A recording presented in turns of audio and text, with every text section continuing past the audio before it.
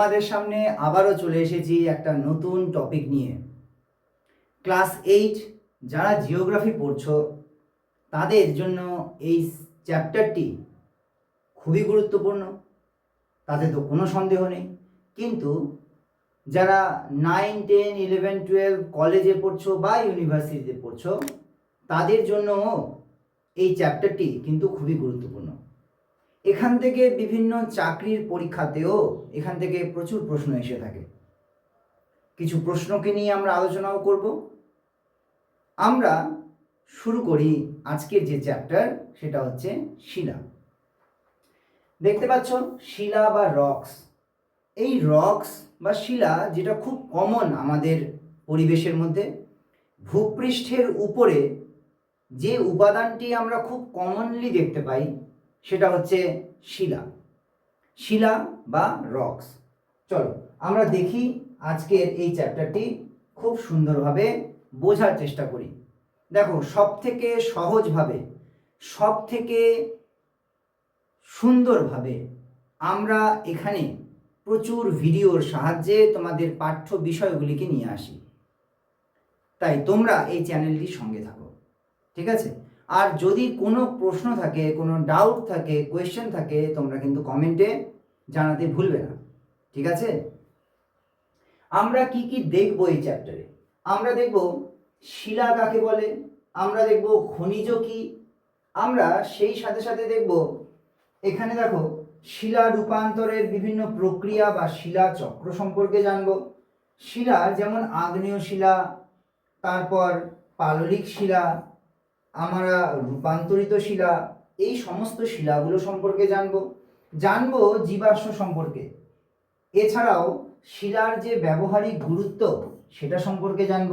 সেই সাথে সাথে জানব শিলা থেকে যে মাটি সৃষ্টি হয় তার যে প্রক্রিয়া, সেই প্রক্রিয়াটাও আমরা জানব। তাহলে কি কি বিষয়ে জানবো এই চ্যাপ্টার থেকে সেটা আমরা আলোচনা করে ফেললাম। এবারে দেখো, তোমাদের বইয়ের মধ্যে যে অংশটা দেওয়া আছে সেই বইয়ের পেজটাকে এখানটায় তুলে ধরেছি। আমরা line to line, point to point আলোচনা করব, যাতে কোনো পয়েন্ট বাদ না যায়। দেখে নাও, তোমাদের এখানে যেটা বলা আছে তার মধ্যে বেসিক্যালি এটা জানার, শিলা বা রক্স কাকে বলা হয়, খনিজ কাকে বলা হয়, ঠিক আছে? এই দুটো বিষয় এখানটায় মেন। এরপরে কি বলেছে, শিলাকে 3টি ভাগে ভাগ করা যায়: আগ্নেয় শিলা, পাললিক শিলা এবং রূপান্তরিত শিলা। তাহলে আমাদের এই বিষয়গুলো যেগুলো আমি আন্ডারলাইন করে দিলাম সেগুলো সম্পর্কে একে একে আমরা দেখব। প্রথমে তাহলে দেখে নাও, শিলার পৃথিবীর যে গঠন সেটা শিলা ও খনিজ দিয়ে। তাহলে আমরা এখানে কি কি জানবো? এক, শিলা সম্পর্কে জানবো, খনিজ সম্পর্কে জানবো, এবং এর যে বিভিন্ন প্রকারের যে শিলা আছে, অর্থাৎ আগ্নেয় শিলা, পাললিক শিলা এবং রূপান্তরিত শিলা, সেই শিলাগুলো প্রত্যেকটাকে খুব ভালোভাবে জানবো, বোঝার চেষ্টা করবো এই চ্যাপ্টারটিকে। খুবই গুরুত্বপূর্ণ চ্যাপ্টার, পরীক্ষায় অবশ্যই এখান থেকে প্রশ্ন আসবে। দেখে নাও, তাহলে শিলা কাকে বলা হয়? তাহলে এক বা একাধিক খনিজ পদার্থের সমন্বয়ে প্রাকৃতিকভাবে গঠিত পৃথিবীর ভূত্বকের কঠিন অংশকে বলা হয় শিলা। অর্থাৎ ভূপৃষ্ঠের উপরে যে কঠিন পদার্থ, যার মধ্যে খনিজ পদার্থ রয়েছে, তাহলে যার দ্বারা ভূপৃষ্ঠটা গঠিত হয়েছে সেই উপাদানটিকে কি বলা হয়? শিলা বলা হয়, ঠিক আছে? এই যে শিলা, শিলার মধ্যে দেখো, যদি আমরা গুরুত্ব নিই তাহলে পরে গ্রানাইট রয়েছে শিলা, ব্যাসল্ট শিলা রয়েছে, বেলে পাথর, চুনা পাথর রয়েছে, মার্বেল, স্লেট, এই সমস্ত শিলাগুলো আমরা দেখতে পাই। তোমরা ছবির মধ্যেও দেখতে পাচ্ছ, তাই না? যেমন গ্রানাইট, ব্যাসল্ট, এইরকম ভাবে অন্যান্য শিলাগুলো এখানটায় রয়েছে। আচ্ছা, এখানে কি আছে? একাধিক খনিজের মিশ্রণ থাকে, আর এটা প্রাকৃতিকভাবেই কিন্তু গঠিত হয়। তাহলে আমরা শিলা কাকে বলে? আমরা ভূপৃষ্ঠের উপরে দেখতে পাই যেটা কঠিন, যেটা খনিজ পদার্থের দ্বারা গঠিত, যেটা প্রাকৃতিকভাবে সৃষ্টি। তাহলে এমন একটা উপাদান, যে উপাদানটাকে আমরা কি বলছি? শিলা বলছি। আর এই শিলাই কিন্তু ভূপৃষ্ঠ সৃষ্টির মেন উপাদান বা প্রধান উপাদান। কেমন? তাহলে আমরা কি কি দেখলাম না, শিলা কাকে বলে সেটা দেখতে পেলাম। এবারে চলে আসি পরের স্লাইডে। দেখো, খনিজ কাকে বলা হয়? দেখো, প্রাকৃতিকভাবে সৃষ্ট নির্দিষ্ট রাসায়নিক গঠন ও স্ফটিকাকার বিশিষ্ট অজৈব পদার্থকে খনিজ পদার্থ বলে। বেসিক্যালি আমরা খনিজ কাকে বলে সেটা পড়ছি। তাহলে এই যে খনিজ, এটা শিলা এক বা একাধিক যে খনিজ পদার্থের সমন্বয়ে গঠিত। তাহলে তাহলে খনিজ কাকে বলছে? শিলা গঠনকারী যে মূল উপাদান তাকে বলা হচ্ছে খনিজ। আর এই শিলা কিভাবে খনিজ কি করে সৃষ্টি হয়? প্রাকৃতিক উপায়ে সৃষ্টি হয়। এটা কি রাসায়নিক গঠন থাকবে এবং স্ফটিক আকারের থাকবে, ঠিক আছে? তাহলে তাকে আমরা কি বলছি? খনিজ বলছি। কয়েকটা খনিজ পদার্থের নাম দেখে নাও। যেমন কোয়ার্টজ হতে পারে, ফেলসপার হতে পারে, জিপসাম হতে পারে, ক্যালসাইট হতে পারে, হেমাটাইট হতে পারে। তাহলে এগুলোকে কি বলা হয়? খনিজ পদার্থ। এদের রাসায়নিক সংকেত দেওয়া আছে, কোন কোন কাজে এগুলোকে ব্যবহার করা হয় সেটাও কিন্তু এখানটায় বলে দেওয়া আছে। যেমন কাঁচ ইলেকট্রনিক্সে আছে, সিরামিক শিল্পে আছে, সিমেন্ট বা প্লাস্টার শিল্পে ব্যবহার করা হয়, ক্যালসাইট যেমন চুন তৈরিতে ব্যবহার করা হয়, লৌহ হেমাটাইট থেকে লৌহ আকরিক পাওয়া যায়, সেটা ব্যবহার করা হয় লৌহ আকরিক শিল্পে। তাহলে বিভিন্নভাবে কিন্তু এগুলোর ব্যবহার করা হয়। তোমাদের এখানেও দিয়েছে দেখো, কোয়ার্টজ, গ্রানাইট। এই যে গ্রানাইট এর মধ্যে কি আছে? কোয়ার্টজ আছে, ফেলসপার আছে, মাইকা আছে, হর্নব্লেন্ড আছে। তাহলে এই সমস্ত উপাদানগুলোকে কি বলছে? খনিজ। তাহলে একবার একটু ক্লিয়ার করে নিই। যেমন তাহলে পরে আমরা কি কি দেখলাম? একটা হচ্ছে শিলা কাকে বলে। তাহলে শিলা কাকে বলে? পৃথিবীর উপরে থাকা কঠিন বা শক্ত উপাদান, যেটা ভূত্বক সৃষ্টিকারী মেন উপাদান, প্রধান উপাদান, এবং এটা প্রাকৃতিকভাবেই সৃষ্টি হয়, খুব শক্ত ধরনের। তাহলে এটাকে কি বলা হচ্ছে? শিলা। এই শিলা গঠনকারী যে মূল উপাদান তাকে বলা হচ্ছে খনিজ, প্রাকৃতিকভাবে সৃষ্টি হয়, অজৈব। আর এই যে খনিজ পদার্থ, সেই খনিজ পদার্থ যদি কয়েকটা উদাহরণ দিই তাহলে কোন কোনটা থাকছে?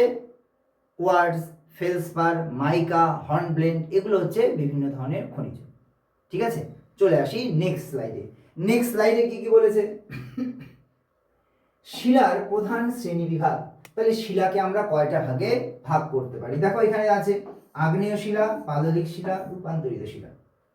আমি কিন্তু বই দেখে দেখে পড়াচ্ছি, তাহলে তোমাদের কোনো জায়গায় কিন্তু বুঝতে অসুবিধা হবে না। দেখো কি কি বলেছে? আগ্নেয় শিলা, পাললিক শিলা, রূপান্তরিত শিলা। এদের ইংরাজি নামটা একটু দেখে নিও যাতে ভবিষ্যতে কাজে দেয়। যেমন কি কি নাম আছে? ইগনিয়াস রক, সেডিমেন্টারি রকস আর মেটামরফিক রকস। তাহলে ইগনিয়াস, সেডিমেন্টারি আর মেটামরফিক রক। আগ্নেয় শিলা, এই আগ্নেয় শিলা কি করে সৃষ্টি হয়? ম্যাগমা বা লাভা ঠান্ডা হয়ে তৈরি হয় আগ্নেয় শিলা। সেডিমেন্টারি রক কি করে তৈরি হয়? পলি জমে স্তরে স্তরে তৈরি হয় পাললিক শিলা। আর শিলার রূপ পরিবর্তন হয়ে তৈরি হয়, অর্থাৎ আগ্নেয় শিলা আর পাললিক শিলা যদি তাপ, চাপ বা রাসায়নিক বিক্রিয়ায় পরিবর্তিত হয়ে যায়, তার রূপটার পরিবর্তন ঘটে, তখন তাকে কি বলা হয়? রূপান্তরিত শিলা। তাহলে শিলা কয় প্রকার? পরীক্ষায় কিন্তু আসবে। কি কি একবার দেখে নাও? আগ্নেয় শিলা, পাললিক শিলা আর রূপান্তরিত শিলা। Very good. এবারে চলে আসি আমাদের আগ্নেয় শিলাতে। দেখো এখানে যখন বলছে আগ্নেয় শিলা বা ইগনিয়াস রক, আচ্ছা আগ্নেয় শিলাটা কি জিনিস? আগ্নেয় শিলা হলো পৃথিবীর প্রথম যে শিলা। কি করে সৃষ্টি হচ্ছে? ভূ অভ্যন্তর থেকে ম্যাগমা বাইরে বেরিয়ে আসে, বাইরে বেরিয়ে আসলে সেটাকে কি বলে তোমরা জানো নিশ্চয়ই? লাভা। এই যে লাভা বা ম্যাগমা যদি জমাট বাঁধে তখন যে প্রথম শিলাটা সৃষ্টি হয়, যেটা কোথা থেকে সৃষ্টি হচ্ছে? আগুন থেকে সৃষ্টি হচ্ছে। তাহলে আগুন থেকে সৃষ্টি হয় বলে আগ্নেয় শিলা। তাহলে তাকে কি বলা হচ্ছে? আগ্নেয় শিলা। তাহলে ম্যাগমা বা লাভা ধীরে ধীরে ঠান্ডা হয়ে যে কঠিন শিলা সৃষ্টি করে তাকে কি বলা হয়? আগ্নেয় শিলা। আর এটা একটু আগে বললাম কি পৃথিবীর প্রথম সৃষ্টি হওয়া শিলা, তাই তাকে কি বলা হয়? প্রাথমিক শিলা। ঠিক আছে, পৃথিবীর সর্বপ্রথম এই শিলাই কিন্তু সৃষ্টি হয়। অন্যভাবে যদি আমরা এটা বলি যে প্রত্যক্ষ বা পরোক্ষভাবে এই আগ্নেয় শিলা থেকেই পরবর্তীতে রূপান্তরিত শিলা বা রূপান্তরিত শিলা, আরেকটা হচ্ছে পাললিক শিলা। পাললিক শিলা, তাহলে পাললিক শিলা বা রূপান্তরিত শিলা কিন্তু এই আগ্নেয় শিলা থেকেই সৃষ্টি হয়। ঠিক আছে, তাই একে প্রাথমিক শিলা বা প্রাইমারি রক বলা হয়। তাহলে বুঝতে পারলাম আমরা। তাহলে প্রাইমারি রক বা প্রাথমিক শিলা কাকে বলা হয়? আগ্নেয় শিলাকে। কেন বলা হয়? কারণ এই শিলা থেকেই কিন্তু এই শিলাটা প্রথম লাভা বা ম্যাগমা থেকে প্রথম সৃষ্টি হয়, আর এই শিলা থেকেই ধীরে ধীরে কিন্তু অন্যান্য শিলাগুলোর সৃষ্টি হয়ে থাকে। চলে আসি আমরা নেক্সট স্লাইডে। দেখো নেক্সট স্লাইডে কি আছে, আগ্নেয় শিলা তো আমরা বলে ফেললাম, প্রাথমিক শিলা সেটাও বলে ফেললাম। এবারে চলে আসি আমরা এই যে নিঃসারী আগ্নেয় শিলা, উদ্ভেদী আগ্নেয় শিলা, পাতালিক শিলা, উপপাতালিক শিলা, এগুলো আমরা একটু দেখি কি বলছে। দেখো আমাদের নিঃসারী শিলা আর উদ্ভেদী শিলাকে আগে দেখি। তাহলে আগ্নেয় শিলাকে আমরা যদি দুই ভাগে ভাগ করি, একটাকে বলা হয় নিঃসারী শিলা, আর একটাকে বলা হয় উদ্ভেদী শিলা। তাহলে একটা হচ্ছে নিঃসারী শিলা, একটা হচ্ছে উদ্ভেদী শিলা। নিঃসারী শিলা কাকে বলা হয়? যেটা ভূপৃষ্ঠের উপরে বাইরে বেরিয়ে আসে। তাহলে ভূপৃষ্ঠের বাইরে বেরিয়ে আসে, তাহলে ম্যাগমা ধীরে ধীরে ভূপৃষ্ঠের বাইরে বেরিয়ে আসলে তাকে বলা হয় লাভা। আর এই যে বাইরে বেরিয়ে এসে যখন কোনো শিলার সৃষ্টি করে তখন তাকে বলা হয় নিঃসারী শিলা। ক্লিয়ার? যেটা বাইরে বেরোতে পারে না, ভূ অভ্যন্তরেই থেকে যায়, তাকে কি বলা হয়? তাকে বলা হয় উদ্ভেদী শিলা। যদি ভেতরে থাকে তখন তাকে কি বলা হয়? উদ্ভেদী শিলা। ঠিক আছে? আর এই উদ্ভেদীকে আবার দুই ভাগে ভাগ করা যাচ্ছে। তাহলে এই উদ্ভেদীকে আবার দুই ভাগে ভাগ করা যাচ্ছে কি?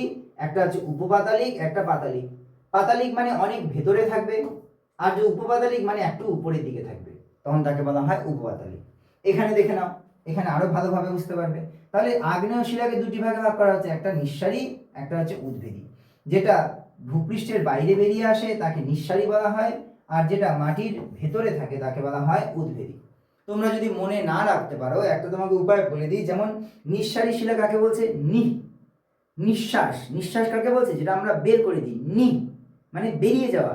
তাহলে পৃথিবীর থেকে বাইরে বেরিয়ে গেল সেটা হচ্ছে নিঃসারী, আর যেটা ভেতরেই থেকে গেল সেটাকে বলা হয় কি? উদ্ভেদী। তাহলে আমরা আগ্নেয় শিলাকে দুটো ভাগে ভাগ করলাম, একটা নিঃসারী আর একটা হচ্ছে উদ্ভেদী।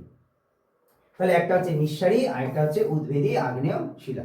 তাহলে এখানে আমরা দিয়েছি নিঃসারী আগ্নেয় শিলা বা এক্সট্রুসিভ, আর এখানে আছে হচ্ছে ইন্ট্রুসিভ বা উদ্ভেদী আগ্নেয় শিলা। উদ্ভেদী আগ্নেয় শিলা। ঠিক আছে?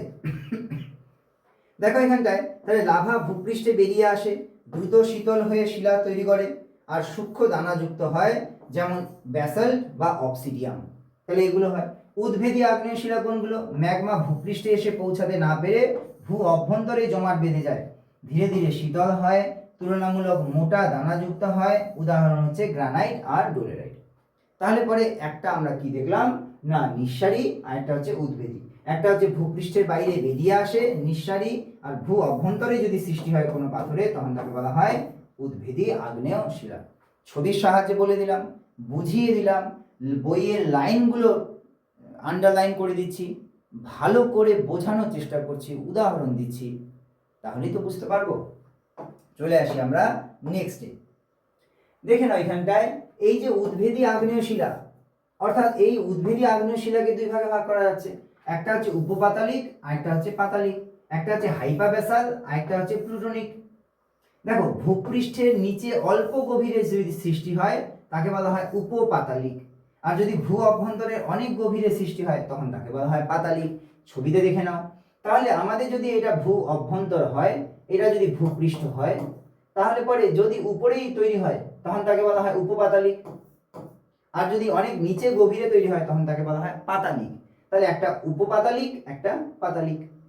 তাহলে একটা হচ্ছে নিঃসারী, একটা উদ্ভেদী। আর এই উদ্ভেদীটা আবার দুই প্রকারের, একটা হচ্ছে উপপাতালিক, একটা পাতালিক। উপপাতালিক মানে পাতালের উপরে, ওর জন্য উপপাতালিক, নিচেরটা হচ্ছে পাতালিক।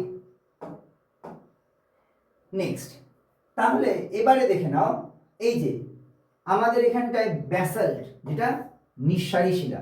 তাহলে নিঃসারী শিলা কি? উপরের দিকে দেখো, এই যে ম্যাগমাটা বাইরে বেরিয়ে গেছে, এখান থেকে যে শিলার সৃষ্টি হয়েছে তাকে বলা হয় কি? নিঃসারী শিলা, যেমন হচ্ছে ব্যাসাল্ট।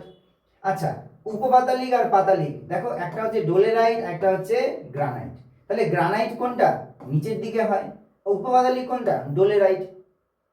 তাহলে একটা উপপাতালিকের উদাহরণ দিলে ডোলেরাইট, পাতালিকের উদাহরণ দিলে কোনটা হবে? গ্রানাইট হবে। দেখো এত সুন্দরভাবে ছবিগুলো এখানে দেখিয়েছি যাতে বুঝতে অসুবিধা না হয়। বইয়ের মধ্যে কি অসুবিধা? পরিষ্কার পরিচ্ছন্ন পিকচার নেই, ছবির পরিমাণ অনেকটা কম, আর এখানে ছবিতে ভর্তি। আর ছবি কি করে? আমাদের বুঝতে সাহায্য করে। ঠিক আছে? তাই তোমাদের একটা কাজও থেকে যায়, তোমাদের যাদের বন্ধু, যারা সত্যিকারে যাদেরকে বন্ধু মনে করো, তাদের সাথে কিন্তু অবশ্যই শেয়ার করবে এই ভিডিওটা। তাহলে তারাও কিন্তু এই চ্যাপ্টারটা খুব সুন্দরভাবে বুঝতে পারবে, তাই না? আর তুমি আজকে সাহায্য করবে, একদিন ওরাও তোমাকে সাহায্য করবে, তাই কি না? চলো দেখি। এবারে চলে আসি পরের পেজ। পরের পেজে আমরা অলরেডি গ্রানাইট এবং ব্যাসাল্ট নিয়ে আলোচনা করে ফেলেছি। এবারে চলে আসি আমাদের পাললিক শিলা। তাহলে আগ্নেয় শিলা বহুদিন ধরে বিভিন্ন প্রাকৃতিক ক্ষয়কারী শক্তি, যেমন নদী, বায়ু, হিমবাহ, সমুদ্র তরঙ্গ, এগুলোর প্রভাবে ধীরে ধীরে ক্ষয়প্রাপ্ত হয়। আর এই ক্ষয়প্রাপ্ত অংশগুলো ধীরে ধীরে সমুদ্র, হ্রদ, নদীর তলদেশে গিয়ে জমা হয়, যেটাকে আমরা কি বলছি? ক্ষয়জাত পদার্থ বা পলি বলছি। এটাই যখন আমাদের বহুদিন ধরে স্তরে স্তরে সঞ্চিত হয়, তখন সেটাকে আমরা বলছি কি? পাললিক শিলা। আর এই পাললিক শিলাই পরবর্তীতে তৈরি করে কি? পাললিক শিলা বা সেডিমেন্টারি রক। তাহলে কি বললাম? যে আমরা যদি এখানটায় দেখি যে এটা একটা শিলা, এই শিলা ক্ষয়প্রাপ্ত হচ্ছে। কে ক্ষয় করছে? এখানটায় এক বায়ু আসতে পারে, এক সূর্যালোক আসতে পারে, এক সমুদ্র প্রবাহ, এভাবে করে যখন বিভিন্ন বৃষ্টিপাত হতে পারে, বিভিন্ন প্রভাবে যখন শিলা ক্ষয়প্রাপ্ত হয়, এই ক্ষয়জাত যে পদার্থগুলো, এই ক্ষয়জাত পদার্থগুলো এগুলো কি হবে? সমুদ্রের তলে, নদীতে, এগুলো কি হবে? ধীরে ধীরে স্তরে স্তরে জমা হবে। তাহলে এই যে ক্ষয়জাত পদার্থগুলো নদীর নিচে বা সমুদ্রের নিচে যখন স্তরে স্তরে জমা হয়, তখন সেটাকে কি বলবে? পাললিক স্তর। এই পাললিক স্তর পরবর্তীতে কি শিলা তৈরি করবে? পাললিক শিলা তৈরি করবে। ঠিক আছে, তাহলে পাললিক শিলা কি করে তৈরি হলো সেটা আমরা দেখতে পারলাম। আচ্ছা, এই শিলার বিশেষ গুরুত্ব আছে, আলোচনা করব, অবশ্যই আলোচনা করব। চলে আসি এবারে পরের স্লাইডে। দেখো, এই যে পাললিক শিলার যে সৃষ্টি, যেটা আমরা এক্ষুনি আলোচনা করলাম, সেটা কিন্তু এখানটায় আরো ভালোভাবে দেখিয়ে দিয়েছি। তাহলে কি? নদী, বায়ু, হিমবাহ, সমুদ্রের দ্বারা পলি বাহিত হয়ে ধীরে ধীরে স্তরে স্তরে কঠিন হয়ে যে শিলা সৃষ্টি হয়, তাকে বলা হয় কি? পাললিক শিলা। একটু আগেই আলোচনা করলাম কাকে বলে পাললিক শিলা। এবারে চলে আসি সৃষ্টির 5টি ধাপ। শিলার ক্ষয় বা ওয়েদারিং, সেটা হয়ে গেল। এবারে পলি বহন হবে বা ট্রান্সপোর্টেশন হবে, এক জায়গা থেকে আরেক জায়গায় বহন হবে। তারপরে কি হবে? সেটা পলি সঞ্চয় হবে, কোনো একটা জায়গায় সঞ্চয় হবে। অর্থাৎ কোথায় সঞ্চয় হবে? নিচু জায়গায়, যেমন নদীর তলায়, সমুদ্রের তলায়, হ্রদের তলায়, ওগুলো সঞ্চয় হবে। তারপরে ধীরে ধীরে কি হবে? এই যে কম্প্যাকশন, অর্থাৎ চাপ সৃষ্টি হবে। আর চাপ শিলা সৃষ্টির ফলে কি হবে? পাললিক শিলার সৃষ্টি হবে। তাহলে পরে এইভাবে একটা শিলা ক্ষয়প্রাপ্ত হয়, ক্ষয়জাত পদার্থগুলো নিচু জায়গায় গিয়ে জমা হয়, অর্থাৎ নদীর তলে, সমুদ্রের তলে, হ্রদের তলে জমা হয়। আর সেখানেই পলি স্তর ধীরে ধীরে পাললিক শিলার সৃষ্টি করে। দেখো, পরিষ্কারভাবে কিন্তু বিষয়গুলো আমাদের একদম ক্লিয়ার হয়ে যাচ্ছে, তাই না? যাতে কোনো রকম ডাউট না থাকে, ভালোভাবে বোঝার চেষ্টা করবে। তোমরা এখান থেকে ছোটাছুটি করবে না, একটা জায়গায় স্থিরভাবে বসো, খাতা কলম নিয়ে বসো, কোনো কিছু লেখার থাকলে লিখে নাও, ঠিক আছে? আর তারপরে এই ভিডিওটা তো আছেই, তোমরা প্রয়োজনে আবার সেটা প্লে করে বারবার দেখে নাও। যতক্ষণ না টপিক ক্লিয়ার হবে, ম্যাটারটা ক্লিয়ার হয়ে যাবে, ততক্ষণ কিন্তু হাল ছেড়ো না, ঠিক আছে? এই চ্যাপ্টারটা খুবই ইম্পর্টেন্ট, আর পরীক্ষায় প্রশ্ন তো আসবেই এখান থেকে, ঠিক আছে? চলে আসি পাললিক শিলা ও জীবাশ্ম। তাহলে পাললিক শিলার মধ্যেই কিন্তু জীবাশ্ম দেখতে পাওয়া যায়। এটাই একমাত্র শিলা, পাললিক শিলা, যেখানে জীবাশ্ম দেখতে পাওয়া যায়। আগ্নেয় শিলা বা রূপান্তরিত শিলাতে কোনো রকম জীবাশ্ম দেখতে পাওয়া যায় না। আচ্ছা, কেন যায় না আমরা জানব। দেখো, আগ্নেয় শিলা বা রূপান্তরিত শিলাতে কি থাকে? উষ্ণতার একটা ব্যাপার থাকে। আগুন থেকে তৈরি হচ্ছে, বা লাভা বা ম্যাগমা থেকে তৈরি হচ্ছে আগ্নেয় শিলা। এত গরম যে সেখানে যদি জীবাশ্ম থাকেও, তাহলে কিন্তু সেটা নষ্ট হয়ে যাবে। রূপান্তরিত শিলাতেও তাপ, চাপ, রাসায়নিক বিক্রিয়া হয়, যার ফলে সেই জীবাশ্মের কোনো অস্তিত্ব থাকে না, পুড়ে যায়, ছাই হয়ে যায়, নষ্ট হয়ে যায়। কিন্তু পাললিক শিলায় তা হয় না। সেই জন্য স্তরে স্তরে পাললিক শিলাতে যেহেতু কোনো আগুনের ছোঁয়া থাকে না, সেহেতু ওখানে আমরা জীবাশ্মটাকে দেখতে পাই। আচ্ছা, এবার জীবাশ্মের গুরুত্ব বলছে যে, আচ্ছা তাহলে জীবাশ্ম কাকে বলে বললাম? উদ্ভিদ বা প্রাণীর দেহ যদি পাললিক শিলা স্তরে চাপা পড়ে যায়, যদি এটা মাছ হয় বা গাছের ডাল হয়, আর এটা পাললিক স্তর হয়, তাহলে একটা পাললিক স্তর, তার উপরে মাছ বা গাছের ডালপালা, তার উপরে আবার পাললিক স্তর, তাহলে এইভাবে যদি থেকে যায় তাহলে এটা পাললিক শিলা, আর এটাকে যদি আমি আলাদা করি তাহলে কি পাবে? উদ্ভিদ বা প্রাণীর দেহ পাওয়া যাবে। তাকেই কি বলছে? জীবাশ্ম বলছে। জীবের অশ্ব, জীবের ছাই, তাকে বলছে জীবাশ্ম। উদ্ভিদ বা প্রাণীর দেহাবশেষ, তাকে কি বলছে? জীবাশ্ম বলছে। তাহলে এই যে জীবাশ্মের গুরুত্ব কি? অতীতের জীবজগৎ সম্পর্কে পরিষ্কার ধারণা দেয়, পৃথিবীর ভূতাত্ত্বিক ইতিহাস জানা যায়, কয়লা ও খনিজ তেলের অনুসন্ধান করে। তাহলে এই সমস্তগুলো কিন্তু আমরা জীবাশ্ম থেকে জানতে পারি। তাহলে দেখো এখানে আগে একটা কি ছিল, এখানটায় শামুকের মতো একটা শেপ ছিল। তাহলে আমরা এটা দেখে বুঝতে পারি যে একটা সময় এই রকম সাইজের বা শেপের বা আকারের একটা প্রাণী অতীতে ছিল। তাহলে আমরা জানতে পারি। ঠিক আছে, আচ্ছা এটা হয়ে গেল। এবারে চলে আসি আমাদের, তাহলে আমরা এই পাললিক শিলাটা আমরা দেখি, এখানে দেখি 30 থেকে 35 কোটি বছর আগে কিন্তু এই পাললিক শিলার সূচনা শুরু হয়। আর এই যে 7 থেকে 10 কোটি বছর আগে পাললিক শিলা স্তরে নানা ধরনের প্রাণী বা উদ্ভিদ চাপা পড়ে জীবাশ্মটার তৈরি হয়। ঠিক আছে, আবার এবারে চলে আসি নেক্সট স্লাইডে। দেখো নেক্সট স্লাইডে কি বলেছে, এই যে পাললিক শিলার প্রকারভেদ তোমরা এখানে দেখতে পাবে। পাললিক শিলার উৎপত্তি অনুসারে দুই প্রকারে ভাগ করা যায়, একটা সংঘাত শিলা আর একটা হচ্ছে অসংঘাত শিলা। ঠিক আছে, একটাকে বলা হয় সংঘাত শিলা আর একটাকে বলা হয় অসংঘাত শিলা। দেখে নিই তাহলে সংঘাত শিলা কাকে বলছে।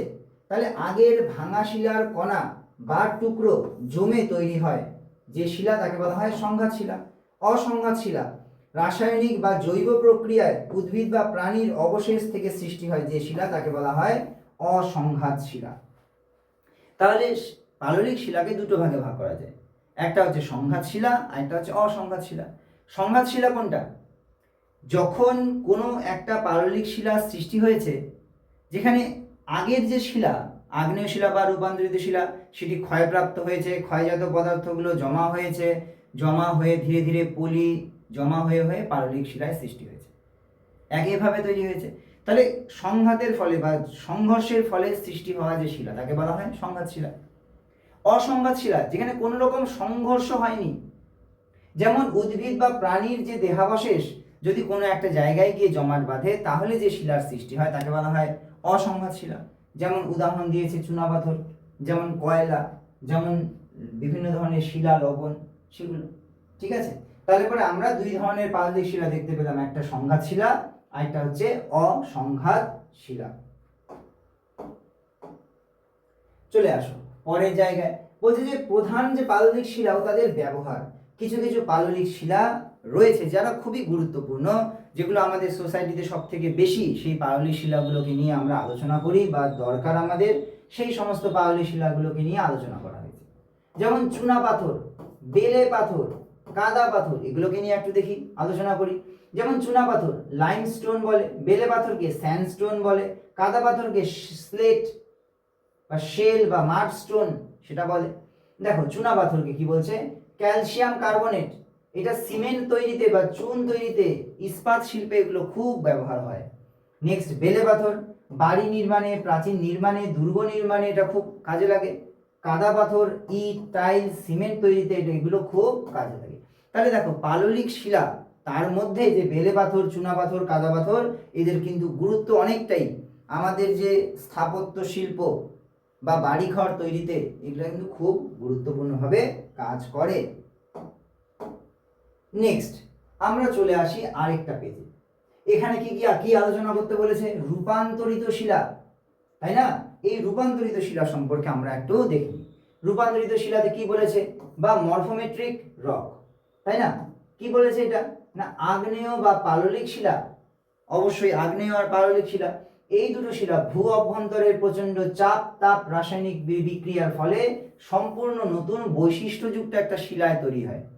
এই নতুন শিলাকে কি বলা হয়, রূপান্তরিত শিলা। তাহলে মনে রাখতে হবে আগ্নেয় শিলা আর পাললিক শিলা রূপান্তরিত হয়, হয়ে যে শিলার সৃষ্টি হয় তাকে বলা হয় কি, রূপান্তরিত শিলা।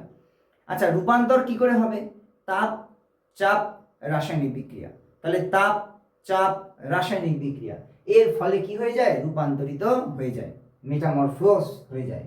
তাহলে এবারে এর কিছু বৈশিষ্ট্য রয়েছে, পূর্বের শিলার চেয়ে অনেক বেশি শক্তিশালী হয় বা কঠিন হয়ে যায়, স্ফটিকাকার হতে পারে, অনেক সময় নতুন স্তরের সৃষ্টি হয়, সাধারণত এখানে কোনো রকম জীবাশ্ম দেখতে পাওয়া যায় না। তাহলে দেখো এটা একটা শিলা ছিল, এটা ছিল আগ্নেয় শিলা বা পাললিক শিলা, যাই হোক না কেন। পরবর্তীতে এটা ট্রান্সফর্ম বা পরিবর্তিত হয়ে কিসে তৈরি হয়েছে, সেটা হচ্ছে রূপান্তরিত শিলাতে পরিণত হয়েছে। ঠিক আছে, তাহলে তোমরা দেখতে পেলে যে আগ্নেয় শিলা বা পাললিক শিলা থেকে কিভাবে রূপান্তরিত শিলাতে পরিণত হয়েছে। দেখো কয়েকটা এখানটায় রূপান্তরিত শিলার রূপ দেওয়া হয়েছে, যেমন গ্রানাইট থেকে নিশ, ব্যাসল্ট থেকে অ্যাম্ফিবোলাইট, বেলে পাথর থেকে কোয়ার্জাইট, চুনা পাথর থেকে মার্বেল, পিট কয়লা থেকে গ্রাফাইট, শেল থেকে স্লেট থেকে ফিলাইট। তাহলে এভাবে করে কিন্তু অনেকগুলোর পরিবর্তন এখানটায় দেখানো হয়েছে। নেক্সট এখানেও কিছু দেখানো হয়েছে, যেমন চুনা পাথর থেকে কি মার্বেল, কাদা পাথর থেকে কি স্লেট, গ্রানাইট থেকে কি নিশ, পাললিক শিলা থেকে কোয়ার্জাইট। তাহলে এইভাবে করে বিভিন্ন শিলা বিভিন্ন রূপে রূপান্তরের পরে সেটা কিন্তু রূপান্তরিত শিলা পরিণত হয়েছে। চলে আসি এই যে রূপান্তরিত শিলার এদের মধ্যে খুব গুরুত্বপূর্ণ কয়েকটি শিলা হচ্ছে মার্বেল, স্লেট, নিশ, এই সমস্ত শিলা। তাহলে এই সমস্ত শিলার একটু ব্যবহারটা দেখে নিই। তাহলে দেখো চুনাপাথর রূপান্তরিত হয়ে সৃষ্টি হয়, চুনাপাথর রূপান্তরিত হয়ে সৃষ্টি হয় তাজমহল নির্মাণে, মূর্তি নির্মাণে, মেঝে নির্মাণে, এগুলো খুব কাজে লাগে মার্বেল। তোমাদের বাড়িতেও নিশ্চয়ই মার্বেলের টাইলস রয়েছে, রান্নাঘরে অনেক সময় মার্বেল আমরা ব্যবহার করি। এবারে চলে আসি স্লেট। স্লেট বা কাদা পাথর রূপান্তরিত হয়ে শেল বা কাদা পাথর রূপান্তরিত হয়ে স্লেটে পরিণত হয়। ছাদের টালি, ব্ল্যাকবোর্ড, ফ্লোরিং, তোমরা যে ব্ল্যাকবোর্ড ব্যবহার করো সেটা কোন শিলা, সেটা হচ্ছে স্লেট। ঠিক আছে, যেটা কাদা পাথর থেকে রূপান্তরিত হয়ে তৈরি হয়। এবার চলে আসি নিশ। তাহলে গ্রানাইট রূপান্তরিত হয়ে তৈরি হয় নিশ। আচ্ছা, কালো সাদা স্তরযুক্ত অত্যন্ত শক্ত হয় এই শিলা। আর রাস্তাঘাট নির্মাণে বা ভবন নির্মাণে এটা কিন্তু খুবই গুরুত্বপূর্ণ। তাহলে আমরা কি কি দেখলাম না, রূপান্তরিত শিলার যে বিভিন্ন জায়গায় যে তার ব্যবহার সেটা আমরা দেখলাম। দেখো এখানে দেখো কিছু গুরুত্বপূর্ণ তথ্য দিয়ে দিয়েছে যেগুলো পরীক্ষার জন্য খুবই গুরুত্বপূর্ণ। যেমন আগ্নেয় শিলা পৃথিবীর আদি শিলা বলা হয়, এতে জীবাশ্ম থাকে না। জীবাশ্ম শুধু কোথায় দেখতে পাওয়া যায়, পাললিক শিলাতে দেখতে পাওয়া যায়। সব থেকে কঠিন শিলা হলেও রূপান্তরিত শিলা, তাই না? সব থেকে কঠিন শিলা কোনটা, আগ্নেয়, পাললিক না রূপান্তরিত? রূপান্তরিত শিলা। পরীক্ষার জন্য কিছু সম্ভাব্য যে প্রশ্ন, যে এতটুকু পড়ালাম সেখান থেকে, সেটা হচ্ছে শিলা ও খনিজের মধ্যে পার্থক্য কি, পাললিক শিলার বৈশিষ্ট্য ও উৎপত্তি কি, গ্রানাইট ও ব্যাসল্ট শিলার মধ্যে ব্যবহার উল্লেখ করো, আর হচ্ছে মার্বেল কোন শিলার রূপান্তরিত রূপ। তাহলে এই সমস্ত বিষয় সম্পর্কে আমরা অল্প অল্প করে জানলাম।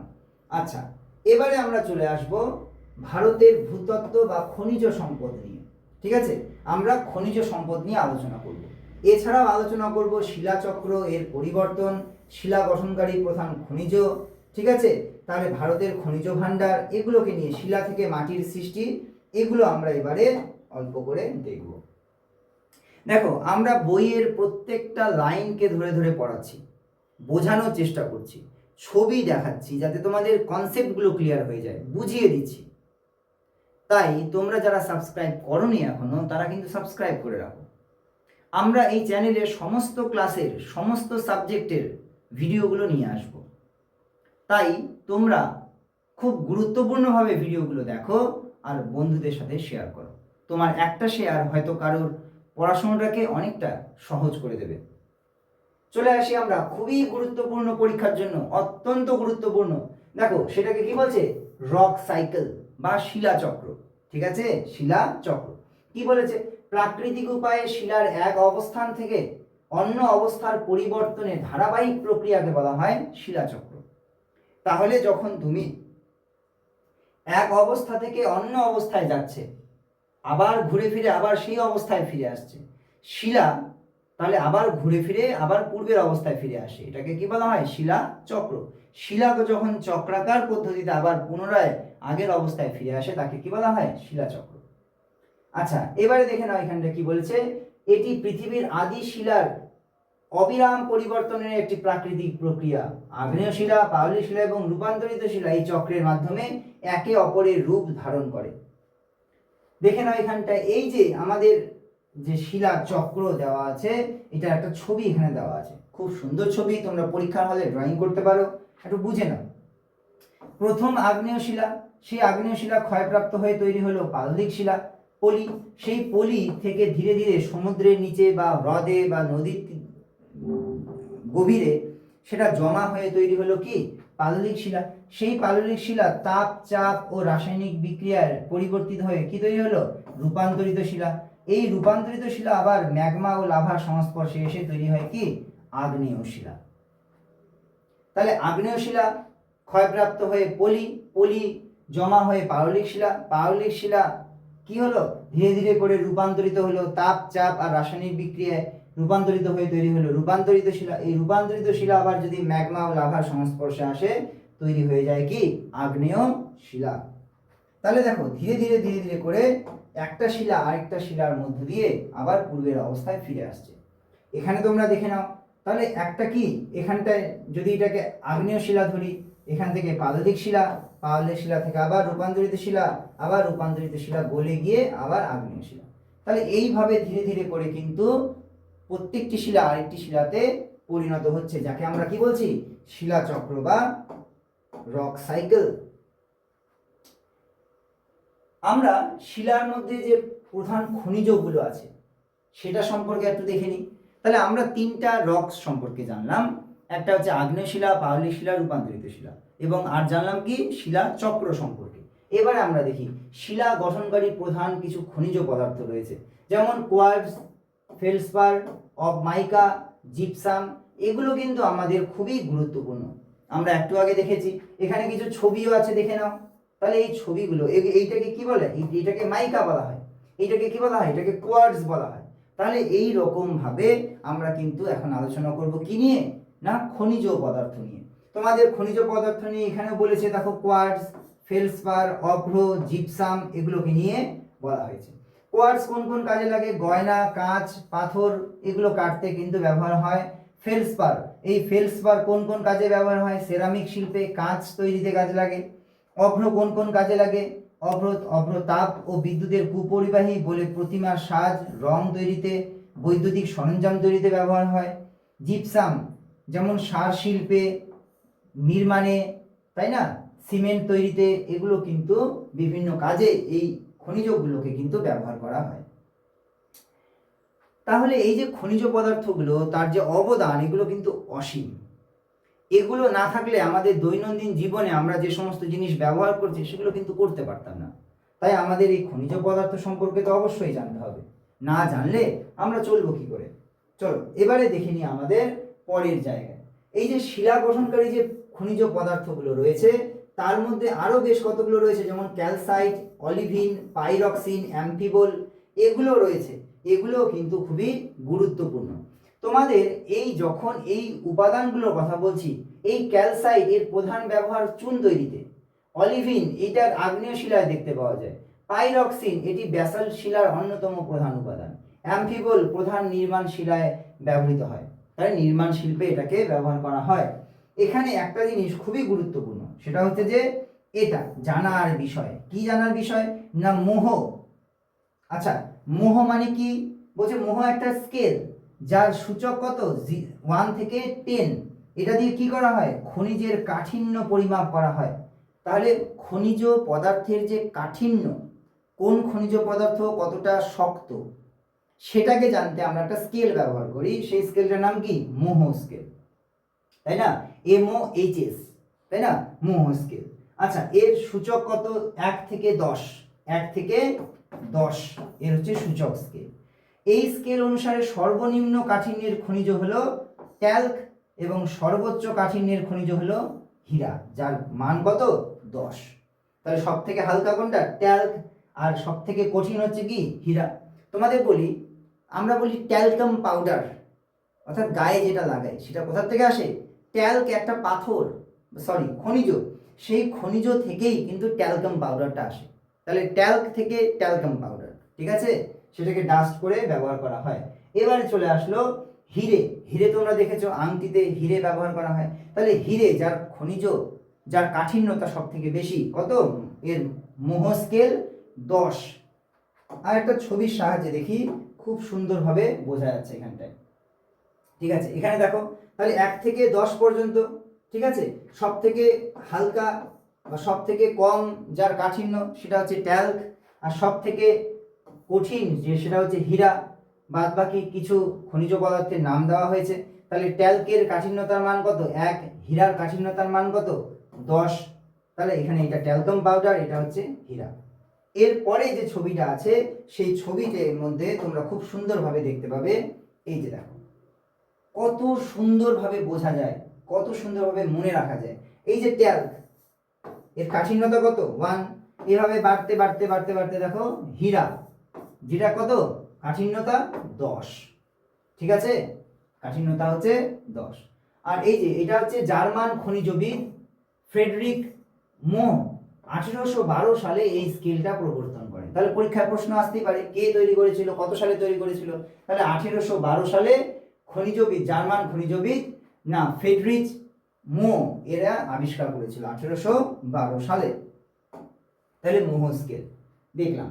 এবারে দেখো ভারতের আমরা খনিজ সম্পদের কথা বলছি, কিন্তু কোথায় কোথায় পাওয়া যায় সেটাও তো একবার জানতে হবে, দেখে নিতে হবে, না হলে জানবোটা কি কোথায়। আচ্ছা দেখে নাও, ভারতের খনিজ ভাণ্ডার লোহা ও কয়লা কোথায় কোথায় পাওয়া যায় দেখো, আমাদের উড়িষ্যা, ঝাড়খণ্ড, ছত্তিশগড়, কর্ণাটক, তাই না, এই সমস্ত জায়গায়। ঝাড়খণ্ডের কোথায় ঝরিয়াতে পাওয়া যায়, পশ্চিমবঙ্গে রানীগঞ্জে, উড়িষ্যার তালচেরে, এই সমস্ত জায়গায় কিন্তু আমরা লৌহ আকরিকগুলো দেখতে পাই, ঠিক আছে, লৌহ আকরিক দেখতে পাই। এবারে চলে আসি আমরা ভারতের খনিজ ভাণ্ডার, যেমন বক্সাইট, ম্যাঙ্গানিজ, অভ্র। তাহলে এগুলো কোথায় পাওয়া যায়, তাহলে উড়িষ্যা, ছত্তিশগড়, ঝাড়খণ্ড, তাই না। ম্যাঙ্গানিজ পাওয়া যায় হচ্ছে মহারাষ্ট্র, মধ্যপ্রদেশ, ওড়িশা। মাইকা পাওয়া যায় হচ্ছে ভারতের মধ্যে, ভারত অভ্র উৎপাদনে অন্যতম শীর্ষস্থানে রয়েছে। প্রধান অঞ্চল যেমন ঝাড়খণ্ড, বিহার, রাজস্থান। তাহলে ভারতের বিভিন্ন জায়গায় বিভিন্ন রকম খনিজ পদার্থ কিন্তু পাওয়া যায়। কিন্তু তোমাদের বলি এমন একটা জায়গা যেখানে প্রচুর পরিমাণে একই জায়গায় সমস্ত ধরনের খনিজ পদার্থ রয়েছে, সেটার নাম কি, সেটাকে বলে ছোটনাগপুর প্ল্যাটু। অর্থাৎ ছোটনাগপুর প্ল্যাটু হচ্ছে এমন একটা জায়গা যেখানটায় সমস্ত ধরনের মোরলেস খনিজ পদার্থ কিন্তু দেখতে পাওয়া যায়। দেখো ভারতের খনিজ ভাণ্ডার বলা হয়, তাই না, ভারতের খনিজ ভাণ্ডার বলা হয়। আচ্ছা এখানে দেখো এই যে চুনা পাথর কোন কাজে লাগে, সিমেন্ট শিল্পে কাজে লাগে। কোথায় পাওয়া যায়, রাজস্থান, মধ্যপ্রদেশ, অন্ধ্রপ্রদেশ, গুজরাটে পাওয়া যায়। সোনা কোথায় পাওয়া যায়, ভারতের সোনা পাওয়া যায় কোথায়, কর্ণাটকে প্রচুর পরিমাণে সোনা পাওয়া যায়। পেট্রোলিয়াম, তাই না, এটা কোথায় পাওয়া যায়, আসামে পাওয়া যায়। এছাড়া গুজরাটে পাওয়া যায়। বোম্বাই হাই, এখানেও তেল পাওয়া যায়। সাগর সম্রাট, সাগর বিকাশ বলে বম্বে হাইয়ে, অর্থাৎ মহারাষ্ট্রের সমুদ্রের ওখানে দুটো জাহাজ রয়েছে, ভাসমান জাহাজ, যাকে আমরা বলি সাগর সম্রাট আর সাগর বিকাশ। আর এই দুটো জাহাজের সাহায্যে কি উত্তোলন করা হয়, তেল উত্তোলন করা হয় বা খনিজ তেল উত্তোলন করা হয়। আচ্ছা এবারে দেখে নাও এখানটায় শিলা থেকে মাটির সৃষ্টি। তাহলে এবারে আমরা জানতে হবে যে মাটিটা কি করে সৃষ্টি হয়, পড়ছি শিলা, মাটি কি করে সৃষ্টি হয়, অর্থাৎ শিলার থেকেই তো মাটির সৃষ্টি হয়, তাই না। তাহলে মাটির বাবাকে শিলা, দেখে নাও এখানটায়। তাহলে এই যে মাটি মূলত শিলার দীর্ঘদিনের ভৌত, রাসায়নিক ও জৈব ক্ষয়, ওয়েদারিং এর ফলে সৃষ্টি হয়, তাই না। তাহলে শিলার থেকেই কিন্তু ধীরে ধীরে করে কি তৈরি হয়, মাটি তৈরি হয়। মনে রাখতে হবে মাটি সৃষ্টির 5টি ধারাবাহিক ধাপ আছে। শিলা ক্ষয় শুরু হয়, ভেঙে ছোট ছোট কণার সৃষ্টি করে, উদ্ভিদ ও প্রাণীর দেহাবশেষ বা জৈব পদার্থ বা হিউমাস মিশ্রিত হয়, জল বায়ুর প্রভাবে রাসায়নিক পরিবর্তন ঘটে, আর পরিশেষে উর্বর মাটির সৃষ্টি হয়। আমরা যদি খুব সুন্দরভাবে এটাকে বুঝতে চাই, একটু বোঝার চেষ্টা করি, দেখে নাও এখানটায়। যেমন তাহলে প্রথমে আগে কি হবে, শিলার ক্ষয় হবে, শিলার ক্ষয় হওয়ার পরে ছোট ছোট কণাগুলোর সৃষ্টি হবে। এই ছোট ছোট ক্ষয়জাত পদার্থগুলো কি হবে, পরবর্তীতে এই ক্ষয়জাত পদার্থের সঙ্গে জৈব পদার্থ মানে হিউমাস মিশ্রিত হবে। আচ্ছা হিউমাস কাকে বলে, উদ্ভিদ বা প্রাণীর মৃতদেহাবশেষ গুলিটাকেই কি বলা হয়, হিউমাস বলা হয়। এই হিউমাসের সাথে সাথে যদি ওই ছোট ছোট কণাগুলোর সাথে জল, বায়ু এগুলো যুক্ত হয়ে যায়, তখন তৈরি হয় মাটি। তাহলে এই থাকলো শিলা, ক্ষয়জাত পদার্থ। এই ক্ষয়জাত পদার্থগুলো সঙ্গে কি কি যুক্ত হবে, জৈব পদার্থ বা হিউমাস, জল, বায়ু, খনিজ পদার্থ এগুলো যুক্ত হবে। যুক্ত হয়ে কি তৈরি হবে, এটাই পরবর্তীতে তৈরি হবে মাটি। এটাই মাটি। এই যে সেই মাটি যার উপরে উদ্ভিদ জন্মায়, বড় হয়, তাই না, যার উপরে ফসল হয় যেটা আমরা খাই, তাহলে মাটির বাবাকে শিলা। তাহলে বুঝতে পারলে মাটি কি করে তৈরি হচ্ছে, এটা তো আমাদের অবশ্যই জানতে হবে। এবারে দেখি আমরা কিছু পরীক্ষার জন্য গুরুত্বপূর্ণ প্রশ্ন, যেমন এই যে ফসিলস কি, তাই না, এই ফসিলস কোন শিলায় দেখতে পাওয়া যায়, গ্রানাইট একটি পাতালি শিলা না উপপাতালি শিলা, ব্যাসাল্ট কি এক্সট্রুসিভ না ইন্ট্রুসিভ শিলা, এগুলো আমরা একটু দেখে নেব পরীক্ষার জন্য। দেখো কিছু আছে যেটা কিছু প্রশ্ন যেগুলো টিকা হিসাবে খুব ইম্পর্টেন্ট, যেমন রূপান্তরিত শিলা কাকে বলে, ঠিক আছে, খনিজ স্কেল ও খনিজ মোহ স্কেলের কথা বলছে এখানটায়, তার মোহ স্কেল কাকে বলে, এটা কত সালে আবিষ্কার করেছে, কে আবিষ্কার করেছে, এর সূচক মাত্রা কত থেকে কত, সেগুলো তাহলে এগুলো আমাদের বলতে হবে। ঠিক আছে, শিলা চক্র এটা সম্পর্কে একটু পরীক্ষার প্রশ্ন আসতে পারে, তাহলে আমরা এটাও দেখে নিলাম। কিছু 1 নম্বরের প্রশ্ন দেখে নাও, যেমন যেগুলো তোমরা যে এতক্ষণ ধরে দেখলে ভিডিওটা, তো তোমরা জানবে না একবার যে তোমরা কতটা জানতে পারলে। তোমরা দেখো না, একটু পজ করে খুব ভালোভাবে প্রশ্নগুলোর উত্তর করার চেষ্টা করো। যদি দেখছো যে পারছো তাহলে তো খুব ভালো, আর যদি না পারছো তাহলে কিন্তু আবার এই ভিডিওটাকে সামনের থেকে দেখা শুরু করো। ঠিক আছে, অবশ্যই পারবে। শিলা কাকে বলে, খনিজ কাকে বলে, শিলাকে কয় ভাগে ভাগ করা যায়, তাই না, নিঃসারী আগ্নেয় শিলা একটি উদাহরণ লেখো, জীবাশ্ম কাকে বলে, কোন ধরনের শিলায় জীবাশ্ম দেখতে পাওয়া যায়, একটু দেখে নাও তোমরা পারছো কি না। ঠিক আছে, আগ্নেয় শিলাকে প্রাথমিক শিলা বলা হয় কেন, পাতালিক শিলার একটি উদাহরণ লেখো, পৃথিবীর সবচেয়ে কঠিন খনিজের নাম কি, মোহ কি স্কেল কিসের পরিমাপ করে। তাহলে এই সমস্ত প্রশ্নগুলোর উত্তর তোমরা দেওয়ার চেষ্টা করো। এছাড়া তোমরা যদি ভাবো যে না একটু বড় প্রশ্নগুলো দেখে নেবো যে আমরা পারছি কি পারছি না, তাহলে দেখে নাও আগ্নেয় শিলা ও পাললিক শিলার মধ্যে পার্থক্য, পাললিক ও নিঃসারী আগ্নেয় শিলার মধ্যে পার্থক্য, সংঘাত ও অসংঘাত শিলার মধ্যে যে পার্থক্য, পাললিক শিলার সৃষ্টি কিভাবে হয়, রূপান্তরিত শিলা কাকে বলা হয়, গ্রানাইট ও ব্যাসল্ট শিলার বৈশিষ্ট্য লেখো, চুনাপাথর ও বেলে পাথরের মধ্যে ব্যবহার লেখো, শিলা চক্র কাকে বলে তা বলতে কি বোঝো সেটা সম্পর্কে লেখো। এবং একদম সবশেষে যদি বড় প্রশ্ন পরীক্ষায় আসে এই চ্যাপ্টার থেকে, তাহলে এগুলোই আসবে, এর বাইরে প্রশ্ন আসার জায়গা নেই, লিখে রাখো। ঠিক আছে, তাহলে এই প্রশ্নগুলো একবার তোমরা কমপ্লিট করো উত্তরগুলো, আর তোমরা চাইলে পরে কমেন্টে গিয়ে তোমরা কিন্তু তার প্রশ্নের উত্তরগুলো দিতেও পারো। ঠিক আছে, আমি চেক করে তোমাদেরকে সঠিক সময়ে পাঠিয়ে দেবো।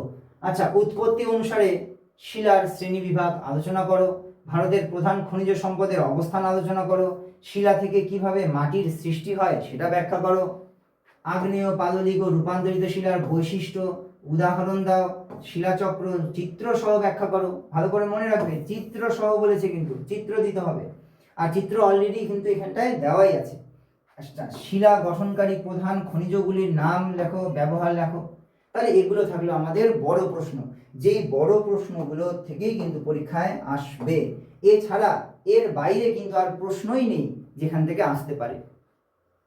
তাহলে আজকে আমরা শেষ করে ফেললাম একটা চ্যাপ্টার, যে চ্যাপ্টারটার নাম হচ্ছে শিলা। নিশ্চয়ই তোমরা এই চ্যাপ্টারটি খুব ভালোভাবে বুঝতে পেরেছো, কোনো জায়গায় কোনো অসুবিধা হওয়ার কথা নেই। তারপরেও যদি কোনো অসুবিধা থেকে যায় তোমরা কিন্তু কমেন্ট করে অবশ্যই জানাবে, কেমন লাগলো সেটাও জানাবে।